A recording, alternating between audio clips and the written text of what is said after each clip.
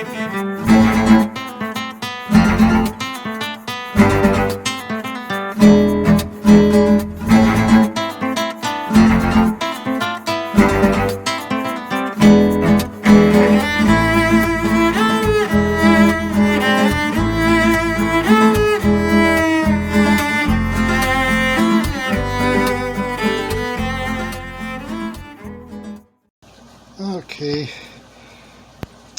I'm starting part 3 of the saddlebag video, and this time I got to put together those 3-piece saddlebag mounts. It kind of forms a U shape that you, with those black metal rods and all that, you can tilt one way or another to fit the bike. But it looks like,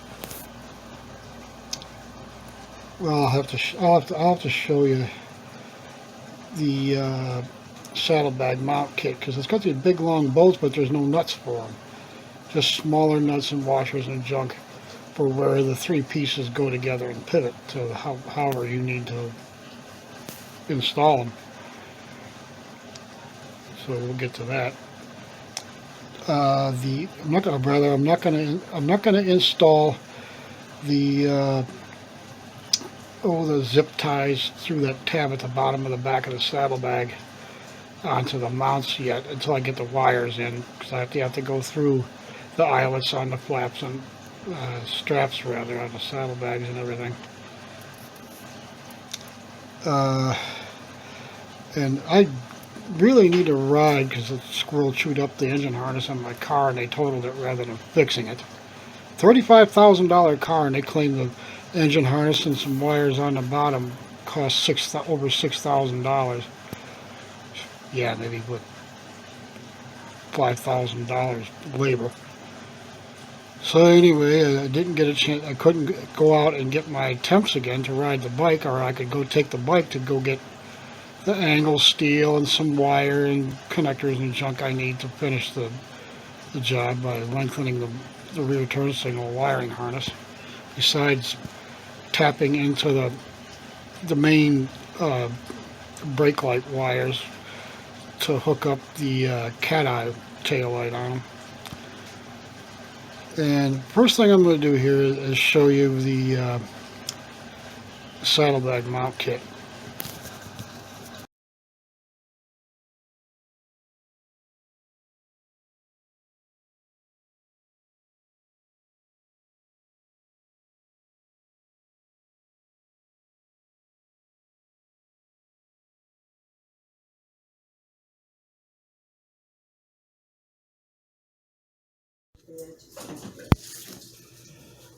Okay, I got to use this leather punch. Well, you punch holes, put snaps and whatnot in, but anyway, I got to use that. It's a ball peen there to add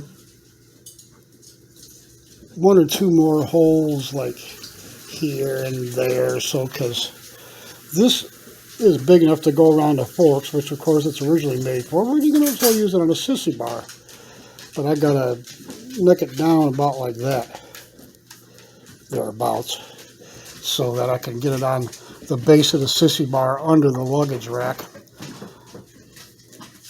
In fact, and here's a better picture of the thing. Like,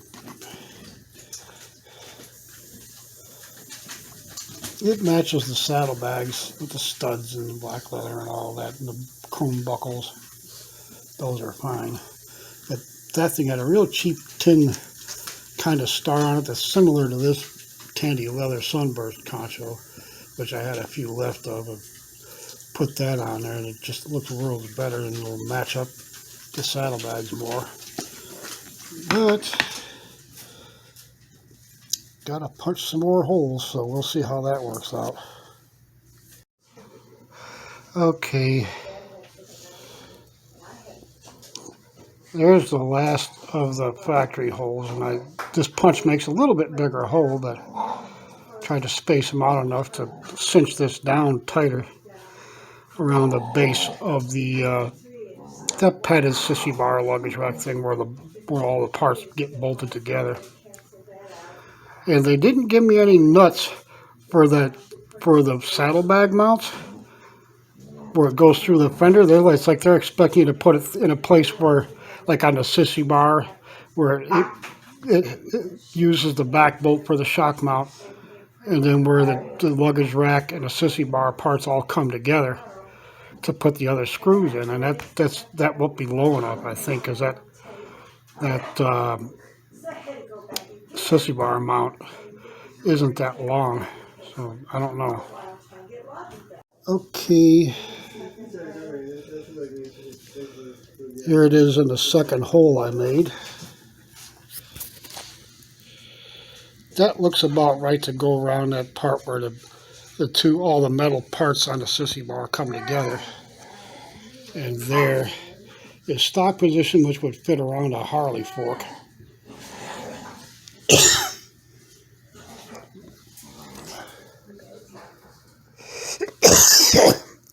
So I got to do that side yet, but give you an idea of what should be about right. And here we are, done and done. That should be pretty close to ideal. I got to go outside and mount this one and take the William Max bag off the top of the luggage rack. That way I can have the luggage rack open to carry something else, and it won't look so like a big clunky piece sticking up behind my back. I don't know. I think putting this under the luggage rack gives a cleaner look. Doesn't look so bulky up on towards the top of the sissy bar. Okay, I got the buckle in that second hole I punched. It would be the last one, in other words.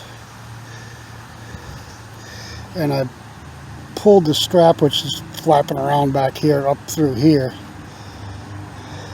just to kind of keep it out of the way, because I need every bit of room I can get in here where the tabs for the passenger seat go in here, and bolts down on that with the stud in the tab there. I gotta realign.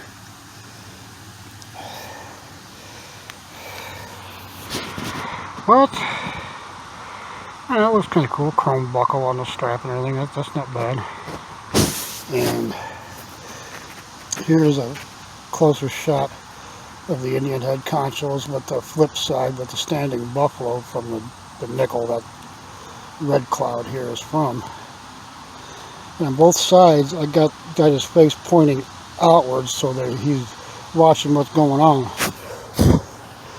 A little bit of protection from my native ancestors, hopefully.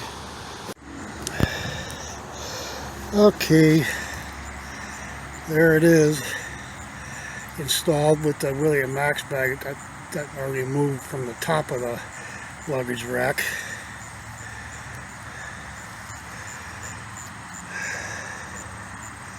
So oh, I need to clean it yet. I still got some fine rain misted dust on there that won't wipe off. You got to clean it off. I'll wait till I'm done to do all of that. And picture from the back, or video, whatever. That matches up pretty nice.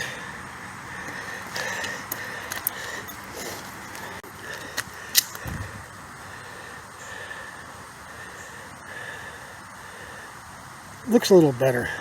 Looks a little more squat, a little fatter in the back. That's actually supposed to make it a bit more aerodynamic where the air comes off the back of the bike. We'll see.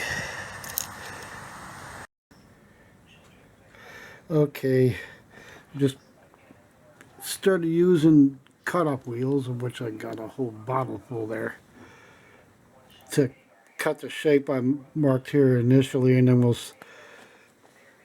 get a ball peen with this part and hammer it slightly rounded over an old tire. And it's got slots bolt slots in the turn signal relocator bracket that's going to be above this hole here. That hole's too big for Allen screws, and then down here I'm going to use body rivets. It's a pop rivet with a wider head on it. That none of those holes are small enough for, so I'll make my own. But this thing will be significantly lighter. I just wanted some thicker material in 14 or 18 gauge steel, which is like, well, 18 gauge is about the gauge they use on car body stampings. And it's pretty thin for something like this that's got to stand up against the wind and rattling and the weight that it's supporting and all of that. So I'm going to slowly cut this thing out, get these cut out, and then we'll drill some holes for the brackets and see if we need to cut more off on like the inside edge, whichever one that'll be for either part, so that the bolts, the studs on the back of the cat eye taillight will have room. So we'll see how that works out. We'll have to do some fitting. Okay, after each cut I have to let that cool down because I don't have any gloves to keep the heat off my fingers without messing up my motorcycle gloves, and I'd rather not do that. So slow but sure we'll get these cut out, fitted, and I'll take rotary files to go around these rough edges and such. Smooth that out, and then I'll mark this where the slots, it goes behind those slots in the relocator bracket, to cut a circular hole with a rotary file on these things. The drill bits I got are made for wood. Darn things won't work on metal. Wish I could afford a set of diamond tip drill bits. That'd be great. A little cutting, smoothing, and hammering, and I'll get these to fit, and then you can at least get them things, the turn signal bracket and all that, mounted on the rear fender when I also cut the bracket for the cat eye tail light. And I got these black paint markers to touch up a couple places on the frame and touch up the brackets and stuff. I gotta see if I still got some the shiny black Rust-Oleum paint to use on these. They're zinc plated, so that'll hold up pretty good. One more little bit done. It'll take a while, but it's getting there.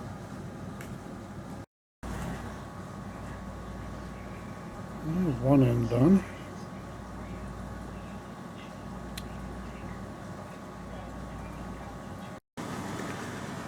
Alright, starting to cut the sides up. I got that side done, and I started on this one. You got to start from the back up to the first, maybe a ½ inch forward or so, before you can go across the line on top and cut your way down there, and then cut a V on the end. And I'll use rotary files to round things off and tweak it once I get them cut out to how they should fit with the cat eye tail light in the middle.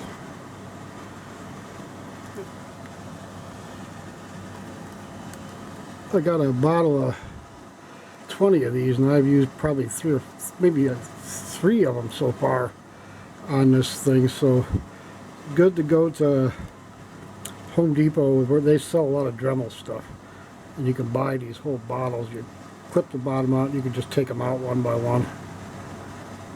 Real handy. They make them a little different now. They got a different sort of tip that goes in the collet there, where it screws on in a certain way where you don't have to ruin the screw trying to get it out again. It works its way pretty tight, the way the thing rotates opposite the way the threads go, so to say. So You gotta stop and let the metal and the Dremel cool off a little bit. That gets hot in your hands, even wearing gloves. So we'll get her done.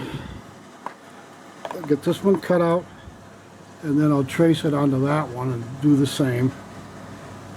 And those longer pieces from the sides, I could probably make some more the right angled straps to go on the fender to bolt to the turn signal relocator bracket. So I could probably use those to make 2 more sets of brackets that's already got a hole there that the rivet will fit in.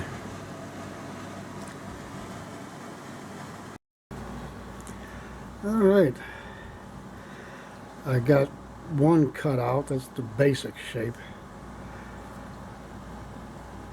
On one side, whichever one's going to have one side facing the inside where the cat eye tail light is, will have to be kind of notched out a little to meet the shape of the edges of the cat eye tail light. So I'll do some more cutting, and of course the rotary file to smooth things out. Then we got to break out a big ball peen hammer and one of them tires in the garage to see if I can use it as a shaper. Because the flat part there will be rounded to fit the shape of the fender, of course.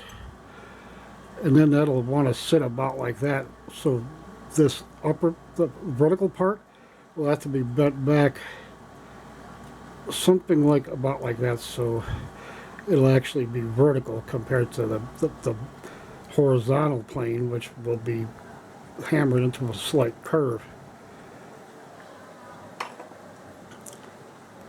It takes a little work to do these things, especially with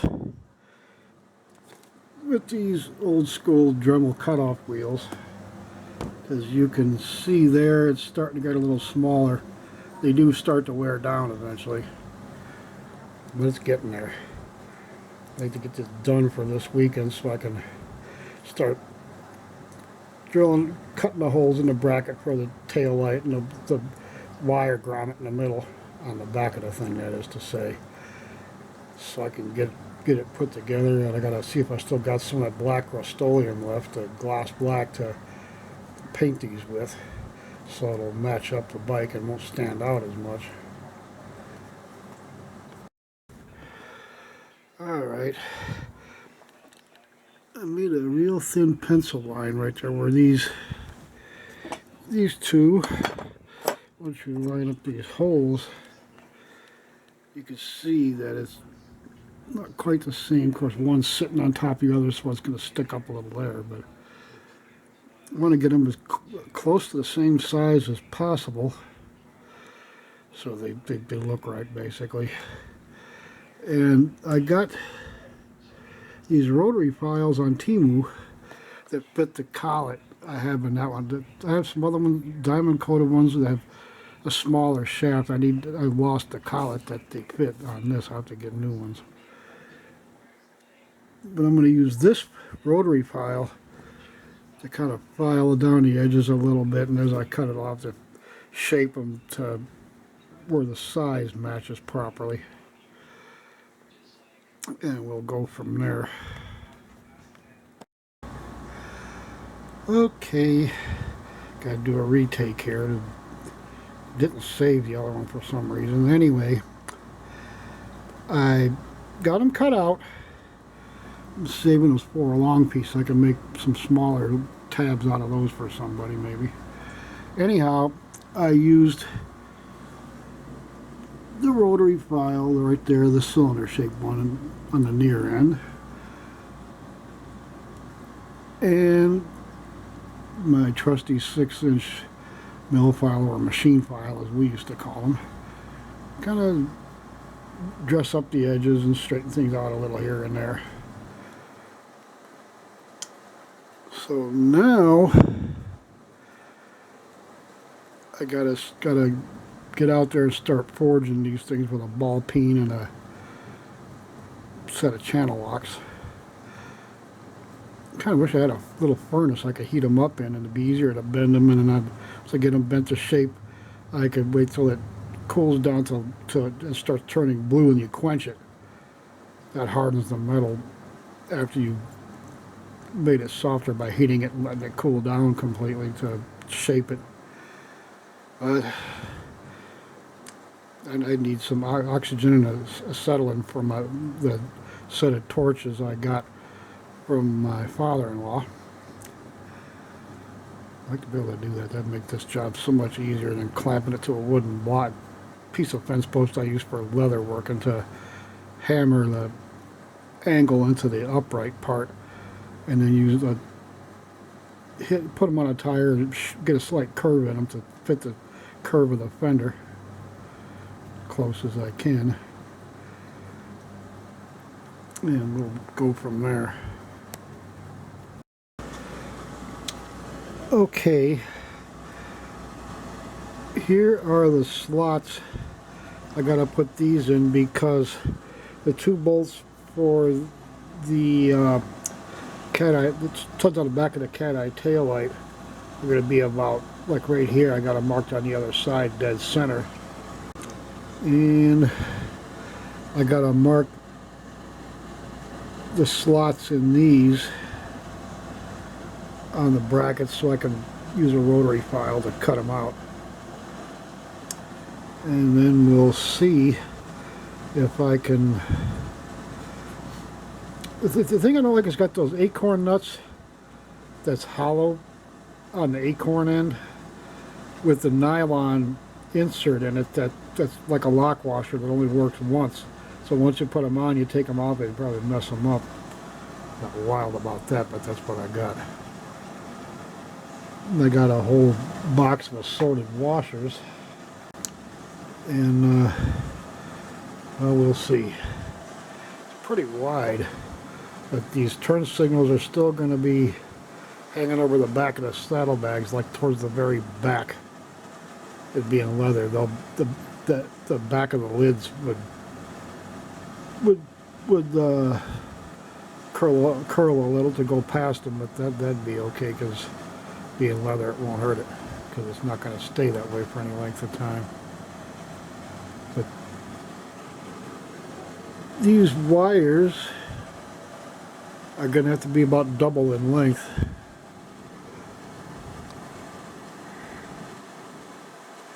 A smaller wire. I might have, if I could find those spools of wire I had for other projects, I could lengthen these things. One's down inside. I'll have to pull that out, but I kind of wish they'd use shrink wrap instead of this whatever kind of thin tubing that is. Okay, there's the marks. I'm using pencil this time. There's another guy did some saddlebags on YouTube. I forget the feller's name, but anyway, he had used grease pencils like this one. He said this stuff's real hard to get off. I'll have to find that on the saddlebag lids. We'll see what happens there, but I am going to cut these slots, cut slots in these things so I can slide them around, move them back and forth to the thing. Well, the thing is too, when I put these on, it might go. See if I can approximate this. Something like that, further apart, mind you, because they're going to be something like that.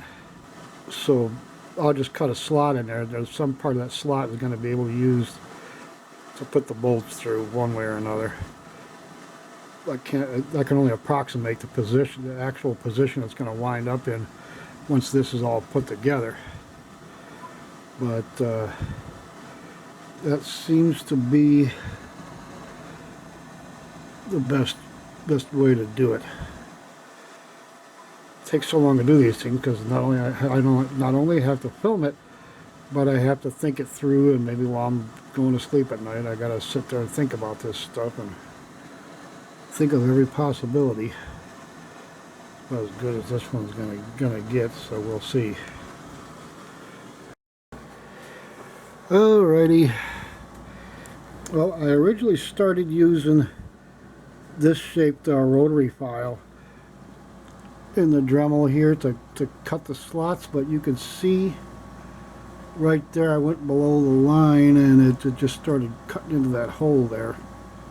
So I realized I had to define the upper and lower line of the oval, the long oval shaped hole I traced from the relocator bracket on the metal with an emery wheel. Again, I got a whole bottle of them right there.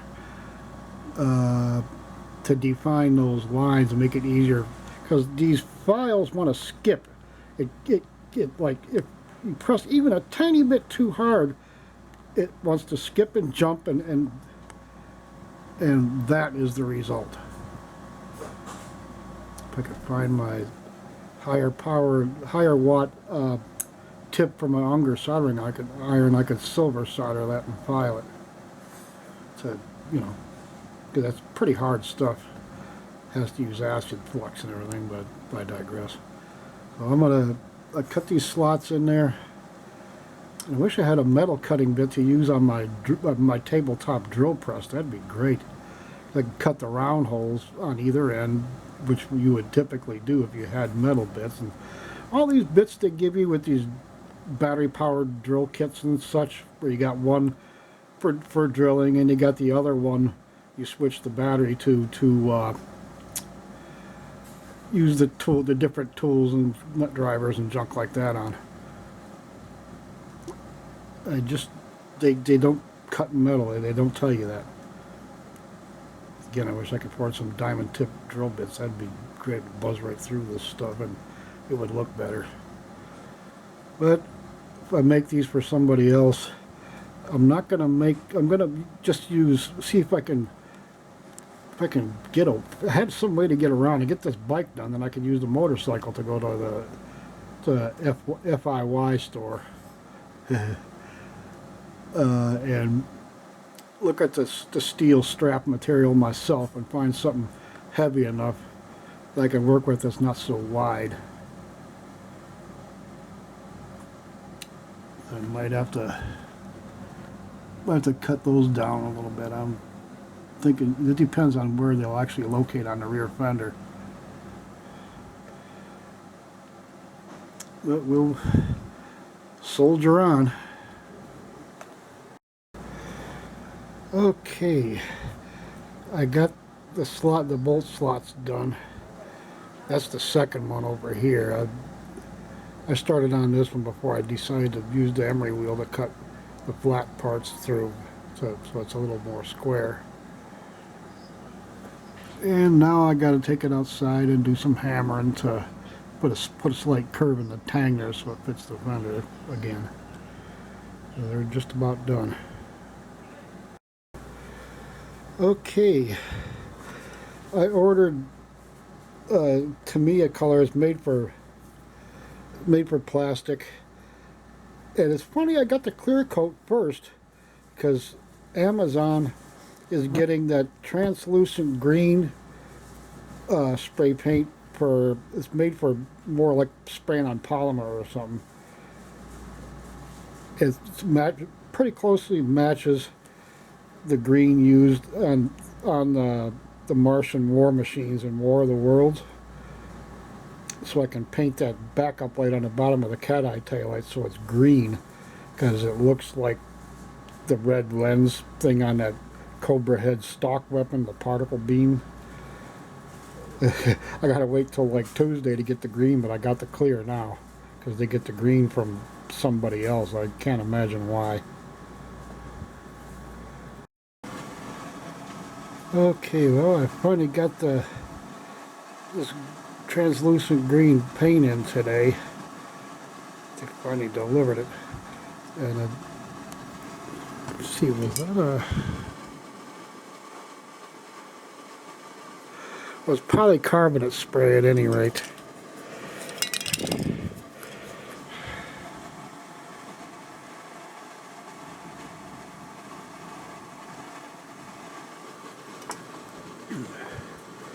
Anyway, I think they said it's like a matte or something. You got to use clear coat over it. I'm going to use the clear coat anyway, just to kind of protect the color a little bit once I get it get it sprayed on the the backup light on the bottom of the cat eye. Hold on, I'll get it out. And here's the cat eye tail light with the 2 spray cans behind it. Those are like 3.5 miles, something like that. And I got to make a hole for this grommet which got pushed into the housing. Now I got to take it apart to realign the grommet for the wires. Push-in terminals are a little strange for this sort of thing. But anyway, here is the backup light on the bottom. You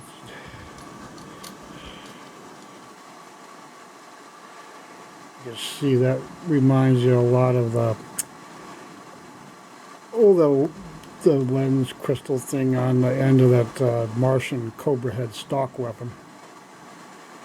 Just really reminds me of that.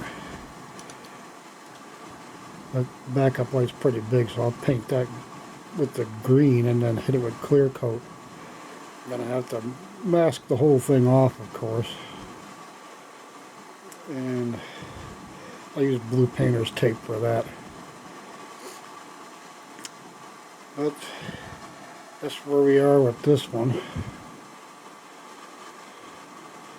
I'll have to put some paper or something over that white work table I got behind me to paint this stuff. And I don't know, maybe I'll paint it outside, so I don't want. I got a lot of like 40 some odd rifles and pistols in my gun collection here, which are mostly air guns, but with some powder burners right there, old ones. I don't want to get paint overspray floating around on them.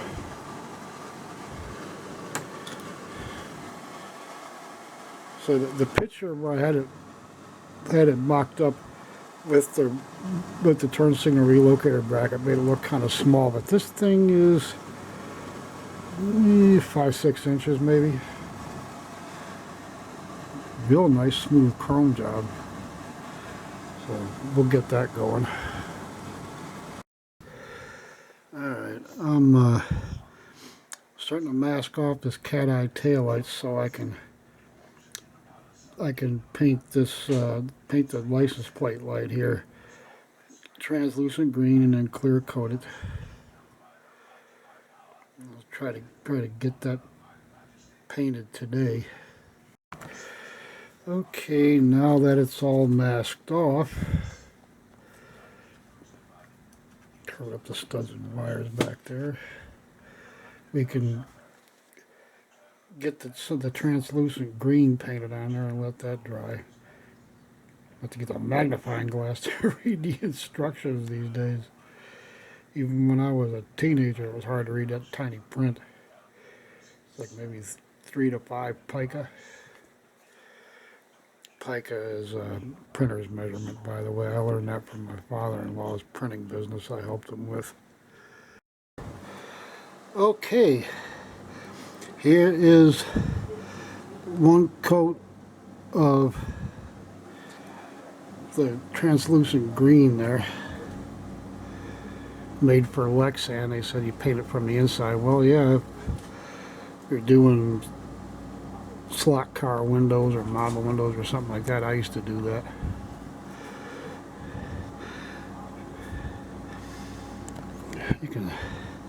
You can smell it. You can see look like a long light inside there, but before I painted it, it's interesting.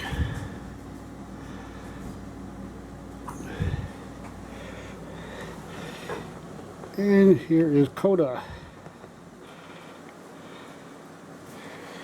He's about 4.5 months. Anyway, gotta let this dry, and then I'll hit it with some clear. I wouldn't say it's matte. It looks shiny now because it's wet, but satin maybe, satin gloss.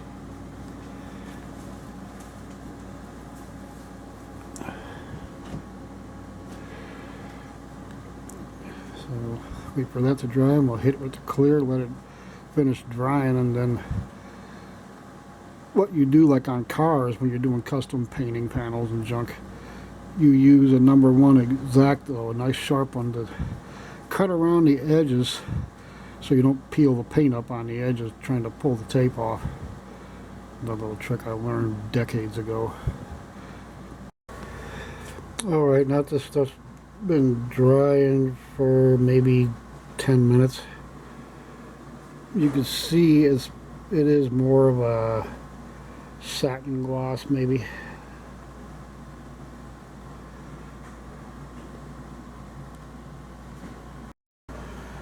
Okay, I shot that gloss clear on there. It did dry more like a satin, not a matte. And overall, I think it darkened it slightly, but I was thinking about that, so try to use light, even, just, you know, one coat and done thing.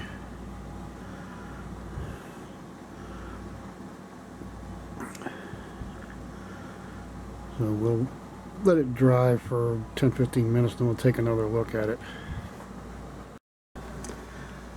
Okay, paint is dry to the touch. I mean, it is lacquer, it dries from the outside in. And it's pretty glossy. Breeze was blowing when I stepped out on the porch to paint it. So anyway, we'll use an X-Acto to cut around the edge of the tape and then peel the tape off and give you a look then. Alright, and here we are, unmasked.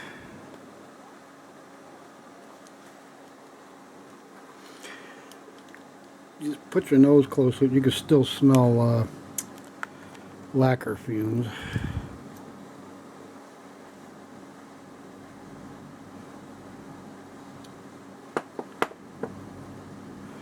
Let that dry till tomorrow, and then I'll have to start cutting holes for these 2 studs right here and that wire grommet in the middle there on the relocator bracket, so I can drill the holes for the rivets I'm going to use to stick those, to tack the brackets to, which will be bolted to the relocator bracket to the rear fender.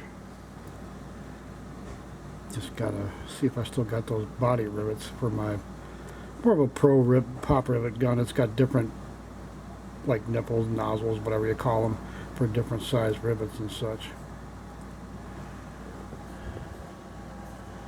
But that blue painter's tape worked out pretty good. There's no bleed through. Went around it with an X-Acto knife, and that worked out pretty good.